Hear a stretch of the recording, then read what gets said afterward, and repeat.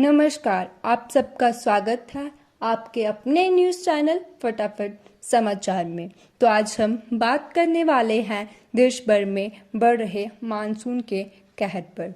देश भर के लोग लंबे समय से बढ़ रही गर्मी के कहर का सामना कर रहे थे।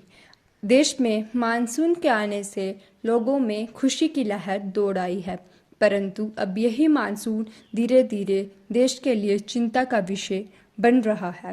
पिछले कुछ दिनों में मानसून का कहर बढ़ता ही जा रहा है। नदियों का जलस्तर धीरे धीरे बढ़ रहा है। देश के अधिकतर राज्यों में बाढ़ और भूस्खलन जैसे हालात बने हुए हैं। महाराष्ट्र के साथ साथ आंध्र प्रदेश, केरल, बिहार आदि राज्यों में बाढ़ की स्थिति बनी हुई है। महाराष्ट्र राज्य के कई जिलों में बाढ़ की स्थिति बनी हुई है।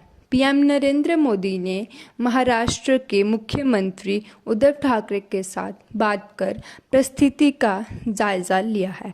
पालघर, रायगढ़, कोल्हापुर के साथ साथ मुंबई में भी मौसम विभाग ने ऑरेंज अलर्ट जारी किया है।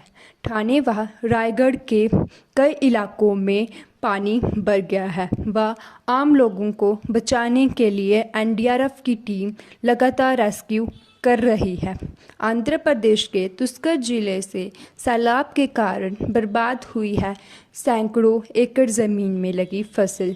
बिहार के सुपौल में कोसी नदी पर बना तटबंध टूट गया है, जिस कारण वहां बाढ़ की आफत आ गई है और जिस कारण आसपास के गांवों में सैलाब से हाहाकार मच गया है और इसी कारण वहां का जनजीवन व आम लोग बहुत ही अस्त व्यस्त हो गए हैं। हिमाचल प्रदेश के मंडी जिले में भी मूसलाधार बारिश के कारण वहां जल स्तर बढ़ गया है और जिससे आम जनजीवन बहुत ही अस्त व्यस्त हो गया है।